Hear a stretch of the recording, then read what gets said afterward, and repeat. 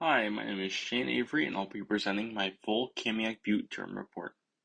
The four sections I'll be going over include the geologic processes that created Kamiak Butte, the overall climate and all the factors affecting it, our field trip report, both the virtual and physical, of the vegetative growth, and my chosen topic of owl species. I'll be going over the geologic processes chronologically, starting with the quartzite, then into the Columbia River flood, the glacial Lake Missoula flood, and the loess deposited. The quartzite foundation of Kamiak Butte began as quartz, which was created about 1.4 billion years ago, likely from a convergent plate. However, over millions and millions of years, it experienced high pressure and temperature, pushing it down on itself through the process of metamorphosis, where it eventually became quartzite, which is much more durable and does not break down or erode quickly at all. That was created about 400 million years ago. From around 17 million to 6 million years ago, the Columbia River flood basalts were hundreds of individual lava flows that came from fissures in Washington, Oregon, and Idaho. These flows were extremely slow, being about 0.5 to 1 kilometer per year in speed.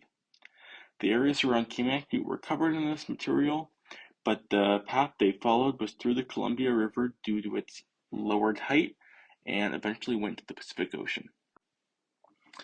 The glacial Lake Missoula floods came from both glacial Lake Missoula and glacial Lake Columbia around 14,000 years ago. They were natural reservoirs that built up and were blocked by an ice floe. However, eventually this ice floe broke, which created that massive flood. However, it would keep rebuilding and breaking again, which would cause multiple floods as it moved westward across Washington and the channeled Scabland. It would move lots of sediment and eventually moved into the Pacific Ocean. Finally, lots of loess was deposited all over the Palouse and Kamiak Butte. It's a fertile, loose soil that holds moisture very well and contains lots of vital nutrients like potassium and nitrogen that make it a hot spot for agriculture. It was created from the southwest through winds, and originally it was created by the Columbia River basalt floods, and then that was carried by the glacial Lake Missoula floods. Next, I'll be going over the climate of Kamiak Butte, including the topography like elevation and continentality, then the air masses and winds. Then I'll be going over the rain shadow effect starting from the Pacific Ocean, and then the angle of incidence that separates the south aspect from the north aspect. Compared to the rest of the Palouse, the high elevation of Kamiak Butte means it will have lower pressure and lower temperatures, which means the rain it does get will more often be snow. Since it is in eastern Washington, the seasons will be more definitive, which means warmer summers and colder winters. The Pacific Ocean also has an insulating effect, but that does not affect Kamiak Butte because it is so far away.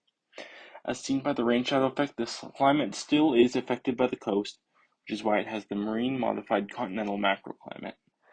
Kamiak Butte is mostly affected by the marine polar air mass, which comes from the northwest near Alaska and is cold due to its high latitude and is wet from the ocean. It creates a front against the tropical air masses in the south, but Kamiak Butte is also affected by the continental polar air mass from the north. There is also the jet stream in the atmosphere, which moves from west to east and transports weather events from the coast.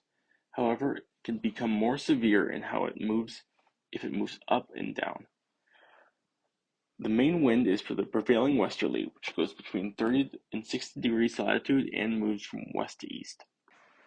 The rain shadow effect is the main factor for why there is little precipitation on the east side of the Cascades compared to the west side.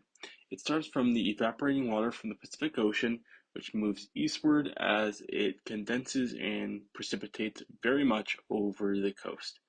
Then it must rise to get over the Cascade Mountains, but when it does that, it must condense even more, and it will precipitate a lot of the water it has left. Then, once it gets over and goes down, the clouds won't have much water left in it, so it will be dry, descending air, causing a rain shadow region. This has much less precipitation, and Kamiak Butte and eastern Washington are the victims of this. The angle of incidence is the major factor that separates the south-facing aspect from the north-facing aspect. Washington is already at somewhat of a deep angle away from the sun. However, the south-facing aspect reverts some of that angle, while the north-facing aspect increases that angle, even though they're at similar angles to the ground. Because of this, the south-facing aspect receives more direct sunlight that is centralized on the location that it's going to, which means that it's much hotter and drier. However, the north-facing aspect, being again away from the sun, makes sure that it receives little sunlight, which is very spread out. This means that it does not have heat as a limiting factor, but it instead must compete for sunlight in its tree growth. Next, I'll be moving on to the Kamiak Butte field report from both our physical and virtual field trip. We're starting with the soil character of Kamiak Butte, and then the vegetation of the north-facing aspect, including the tree data, and then the south-facing aspect, including the tree data, and then anthropogenic influences. Both the north and south-facing aspect have Toccoa soils, which are very well drained and are deep with stratified loess and volcanic ash layers. The main difference between them is that it is gravelly on the north side and stony soil on the south side.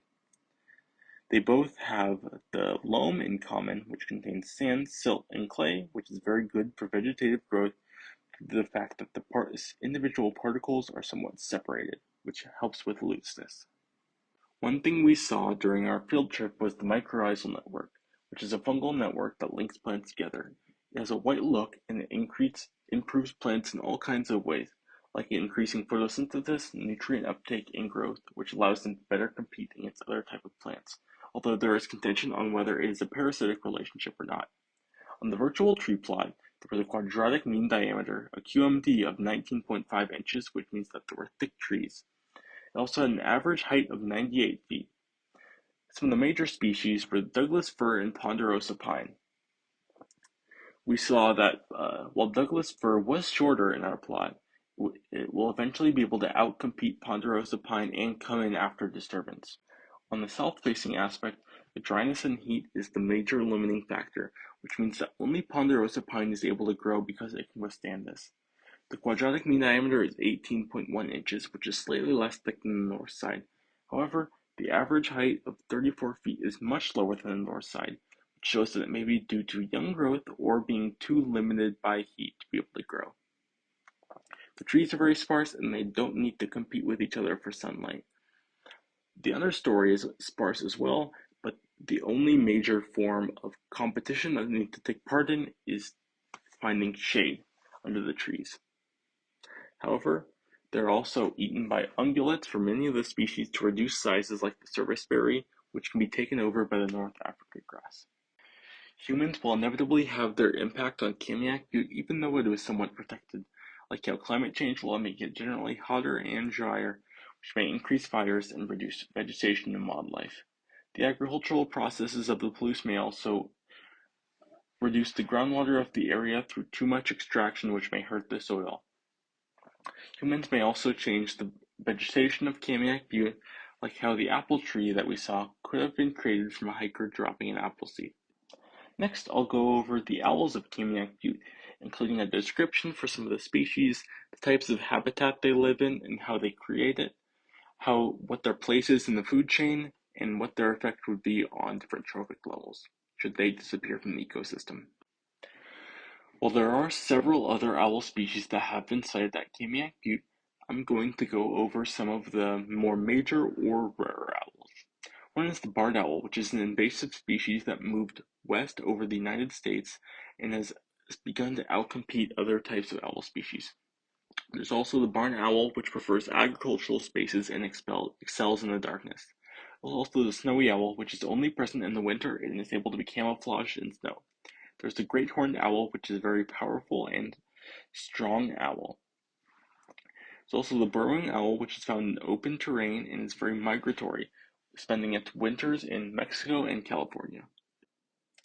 For their habitat, owls like to nest in high areas and in dead trees, which means that since there's many snags in the south-facing aspect, that's where they like to nest. A lot of times they don't create their own nest, and sometimes they nest on the ground, making what they can. They'll often nest in open areas or any type of cavity or anything like that inside a tree. They'll want to protect their eggs and be shaded, and have general protection from other kinds of predators. And for the type of tree, they'll prefer evergreen trees since the needles stay on there, usually pine and spruce. Owls have a wide range of prey, ranging from small mammals to rodents to insects and even some things like cats or foxes. They don't have as many predators, but they are killed by other owls and are commonly killed by humans. Some owls are more on the predator side, or some are more on the prey side when it comes to owls, killing other owls. Some animals would just rather eat their eggs, but when it comes to owls competing with each other, those that have a wider range of prey are more likely to outcompete each other. If owls were to be removed from the ecosystem, it would have a wide range of effects on lower trophic levels. Their removal would increase the populations of their prey, but those increased populations would likely damage plant populations because many of them are herbivores. That reduced plant population would cause these herbivores to struggle from starvation, which would keep their populations in check. But generally, owls do keep several populations under them in check. Overall, Kamiak Butte is a marvel in the interconnectivity of abiotic and biotic features of the environment, including climate, geology, wildlife, and vegetation. I was able to explore this through understanding the creation of Kamiak Butte, the climate factors that affect it, the data of the vegetation, and the owl species present at Kamiak Butte.